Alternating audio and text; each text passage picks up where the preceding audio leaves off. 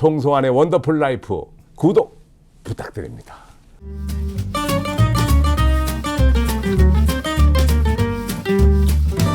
송송환의 원더풀 라이프. 언제 들어도 기분 좋은 소식이 되겠습니다. 삼성생명. 우리 저 송감도 보면은 난 그 생각이 나. 옛날 우리가 같이 했던 드라마가 대개 남편은 SBS 어떠십니까? 대개 남편은 네. 어떠십니까 할 때 지금의 이영애 후배가 처음 데뷔한 거 아니야? 맞아요. 그지? 네, 근데 맞아요. 그때 그래가지고서 뭐 독일어를 뭐 전공했다고 했나 뭐 그래서 드라마에 그 독일어 하는 대사가 있었는데 또 유창하게 했잖아. 또 우리 또 이영애 씨가 그 뒤로부터 오늘날에 그렇죠. 이영애가 된 거란 말이야. 대장금 그 드라마에서. 이전이니까. 그래서 나도 한때는 전도연이가 나한테 데뷔를 했던 그런 시절이 있었듯이 그래서 우리 송승환이라는 아버님한테 이영애가 데뷔를 해서 오늘날이 있지 않았나. 상대 여기 아주 중요한 거거든. 응?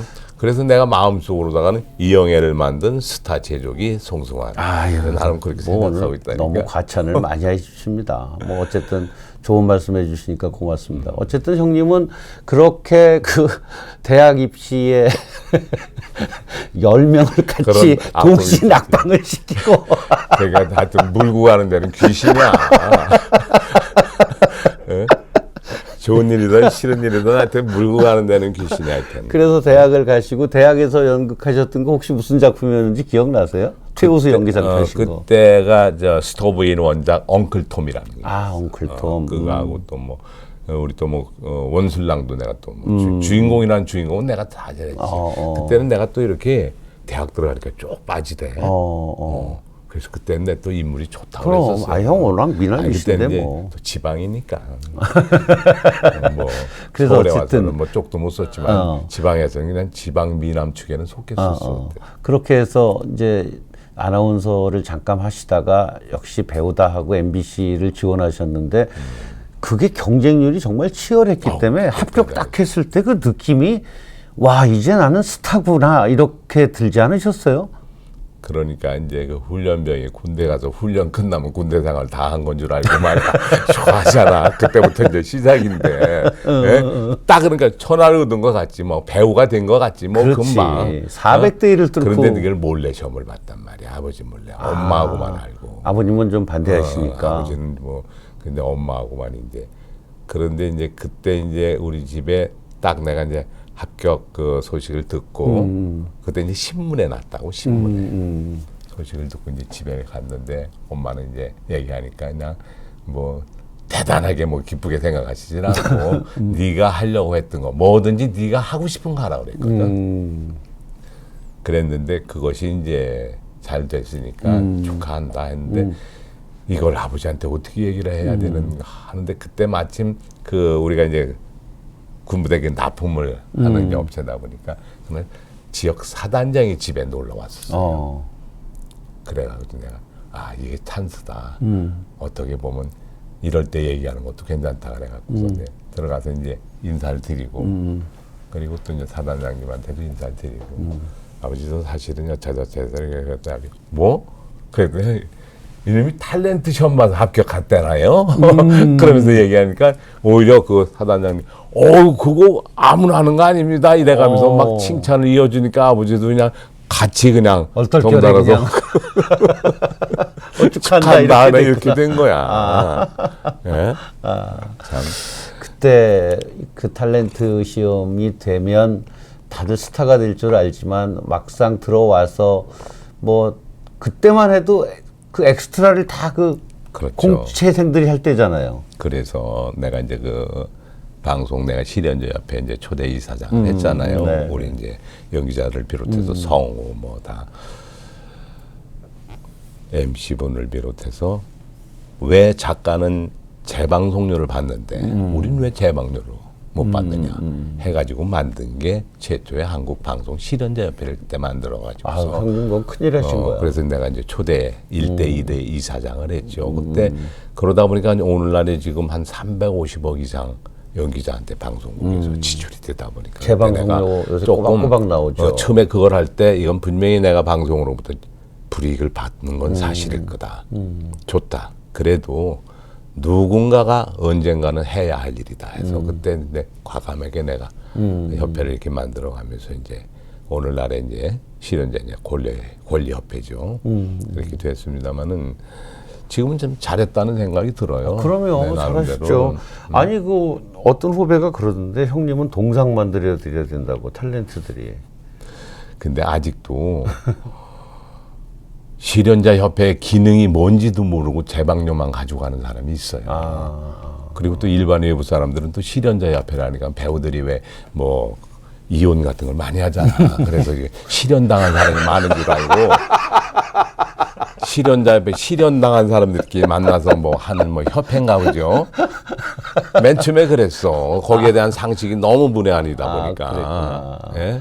근데 그렇게 이제 형님 실현자 협회 만드셔서 초대 이사장도 하시고 이렇게 탤런트들이 제대로 제방료를 받을 수 있게 이제 그런 제도를 만드신 거, 그건 정말 큰 일을 하셨는데 그게 MBC 처음 들어가셔서부터 그런 필요성을 느끼셨어요? MBC에서는 내가 이제 탤런트 실장을 했죠 그때. 예, 그리고서 이제 그 전에 잠깐 내 양해를 구할 것이 이제 그 탤런트 이제 뽑은 얘기를 하는데 이거는 요식행위도 아니고 모집은 그럴싸하잖아. 주연급 탤런트 모집 해놓고 거기가 다 버려지는 거야. 그래서 그때 이제 우리가 협회를 그때 이제 노조에서 내가 또 고문으로 있을 당시에 이거는 잘못된 거다. 그래서 자기네들이 뽑았으면은 책임을 져줘야지. 그냥 방송국이 그냥 어떻게 보면 나쁘게 표현하면 우리가 이용당하는 것 같은 그런 기분이 들어서 당신들 뽑지 말아라. 우리 탤런트 협회나 노조에서 배우를 뽑겠다 이렇게 된 거예요. 책임지지도 못할 배우들을 이렇게 뭐 주연급 탤런트 모집해가지고 이건 요식행위도 아니고 거기다 뭐 광고 붙여가지고서 방송국 이익만 취득하는 것이지 버려진 탤런트는 뭐냐. 그리고 또 하나 흥분을 했던 게 어떤 뭐 여자 탤런트가 SBS 시험을 봤는데 떨어졌어요.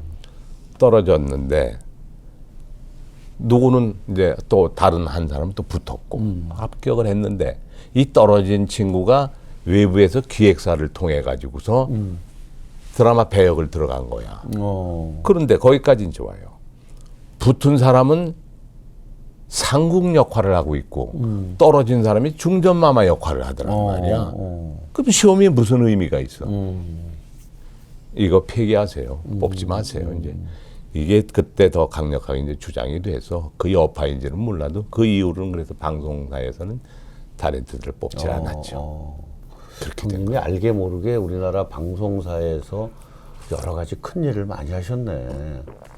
그런가 하면은 그때 처음으로 내가 KBS로 스카웃돼서 그 드라마 손자병법 손자병법 KBS로 그때 출연을 하게 됐었어요.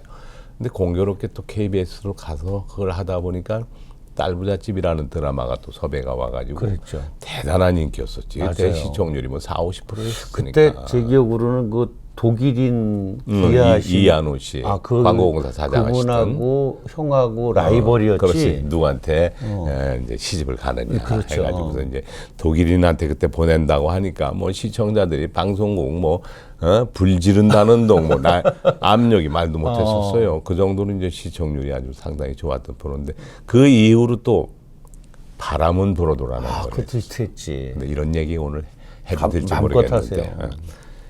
그때는 뉴스 그 시사 프로그램으로서 MBC가 모든 게 압권이었었어요. 오죽하면 뭐 드라마 왕국이라고 그렇죠. 했듯이. 그런데 그때 MBC에는 MBC 뉴스 데스크가 있었고 KBS에서는 9시 뉴스 센터가 있었다고. 뉴스 센터가 MBC 뉴스 데스크를 한 번도 이겨본 적이 없어, 시청률을. 왜냐? 8시 반에 연속극을 시작하면 9시 가서 땡 하고 뉴스를 한단 말이에요. 그렇죠. 근데 지금같이 리모컨이 아니고 그때는 회전식이란 말이야. 때.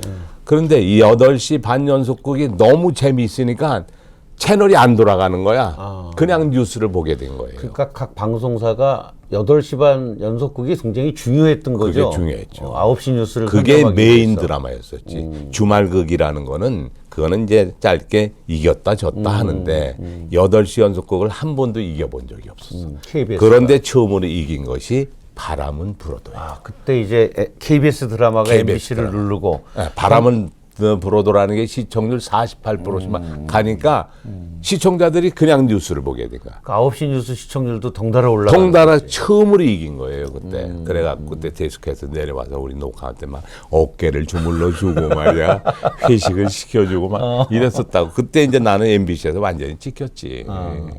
MBC에서도 내가 KBS로 갈 때 가라는 사람이 있었고 가지 마라는 사람이 있었고 네가 알아서 하라는 사람이 있어갖고 혼자 며칠 동안 갈등을 얼마나 했는지 그게 안 갔어. 한 사람이라도 가지 마라는 사람이 있을 때는 나를 그만큼 책임져 주겠다는 얘기 아니야.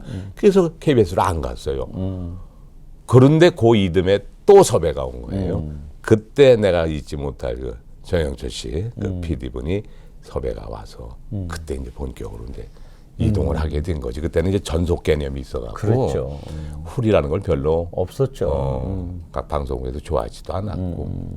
그 형님은 그 75년도에 입사해서 KBS로 손자병법으로 이제 스카우트가 되시기까지 거의 10년, 13년 동안을 그래서 MBC에서 꽤 많은 드라마에 중요한 역할들을 많이 MBC에서 하셨잖아요. 막 상 많이 타고 할 때는 MBC에서 많이 했죠.